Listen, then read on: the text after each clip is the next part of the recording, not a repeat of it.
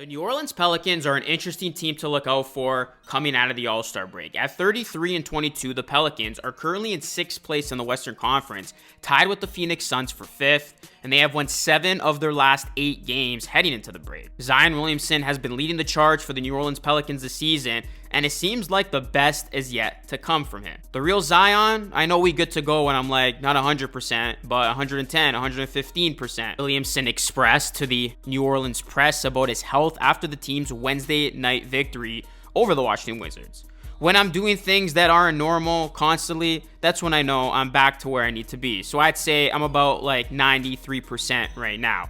Williamson said, 93% is music to Pelicans fans' ears, considering that Williamson has only played more than 60 games once.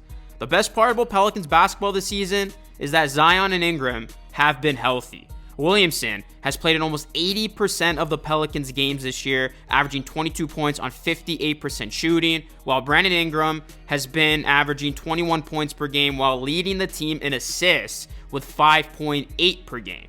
The team is well balanced, and they have young ascending players such as Jose Alvarado, Herb Jones, and Dyson Daniels, who has really set the tone on defense. And best of all, this team is healthy. What's going on, everyone? It is Luca here, back with another video. In this one, I'm going to be talking about the New Orleans Pelicans down the stretch and why they are a team you need to watch out for. If you all could do me a favor, please hit a like on the video. It helps it a ton. And also, please subscribe to the channel for more Pelicans content just like this. So you look at Williamson, who's feeling good. He's coming off dropping 36 points against the Wizards, tied for a season high. The 2019 number 1 overall pick is averaging 22.4 points, 5.5 rebounds, and 4.8 assists per game. Injuries have held back Williamson's NBA career. I mean, last season, he helped the Pelicans get the number 1 seed in the West before the All-Star break, but then his season ended after just 29 games due to a hamstring injury, and then New Orleans collapsed after that, finishing 9th in the conference as they were eliminated by the Oklahoma City Thunder in the first round of the NBA play-in tournament. And then previous to that, Williamson missed the entire 2021-2022 NBA season due to a foot injury and didn't appear in a game in his rookie season until January 22nd. So Williamson has missed a lot of time. Williamson has appeared in just 158 of a possible 371 games, which includes regular season plus postseason. So it has been great seeing Williamson healthy and out there playing. I know some people want to see more from Zion, but I think you need patience. He even said it. He's slowly getting to where he ultimately wants to be with his health. And as long as he's ready to go come playoff time, that's where you can expect to see his ascension. If the Pelicans want to win a playoff series this year, they need Williamson and Ingram healthy, and they need at least one of those guys to bring their game to another level in the postseason. Zion just had a great performance going into the All-Star break, and the 23-year-old is still scratching the surface on his bright career. Another huge positive this season is the fact that Williamson and Ingram have been consistently in the lineup together. They combined to miss 90 games last season. This season, they have collectively missed only 15 games. I haven't been available for this part of the season since my second year. Just to be available, I'm blessed for that. Said Williamson, I love hooping. Like I've said in a lot of interviews, I love competitive hooping. If we do what we've got to do to make it to the playoffs, I'm going to be really excited about it. That to me seems like Zion is about to explode if this Pelicans team, in fact, can get into the playoffs. Zion gets to the playoffs and we see big things from him. Now, before we continue on with today's video, I want to talk to you guys about today's video sponsor, BetUS. And we have an amazing new promotion from BetUS. They'll give you an 125% bonus not only on your first deposit, but on your first 3 deposits over $100 with the promo code JOIN125. Plus, they'll give you 10% gambler's insurance for your net losses if you're active every 6 months. BetUS is an awesome sportsbook and casino website known for 24/7 customer service and have one-day payouts, and the website is extremely easy to use. You can bet on the NBA, which is what I'm of course interested in, and you can actually bet on the All-Star game tonight. They have the West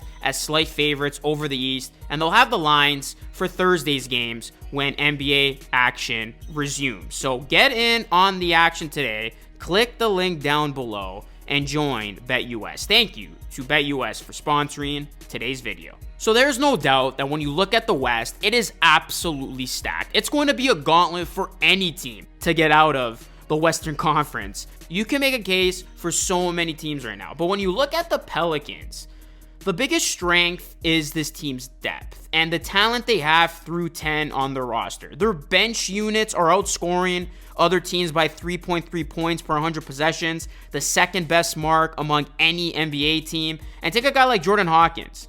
He's a rookie. He's already had some great performances, multiple 30-point games this season, and he can't get minutes right now. That just tells you how much depth the Pelicans have, and that is a good problem to have. And I mean, if Williamson and Ingram have rough scoring nights, they can rely on that depth, and they can rely on a guy like CJ McCollum, who is capable of stepping up, averaging 18.9 points per game. McCollum has made a career of being a reliable scoring option next to a superstar, as he did next to Damian Lillard with the Trailblazers. So you look at the Pelicans, they definitely have the squad and talent to make a run.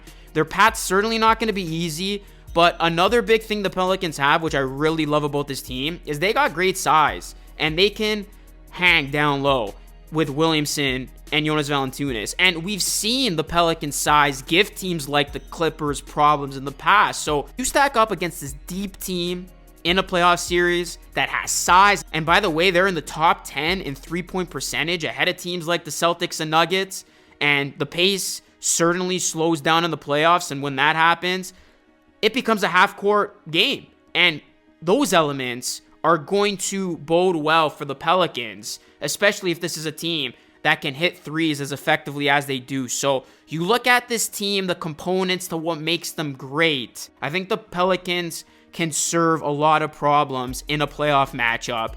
And you look at this team, things are starting to align. The stars are healthy, good role players have settled in, and the team looks poised to get into the playoffs.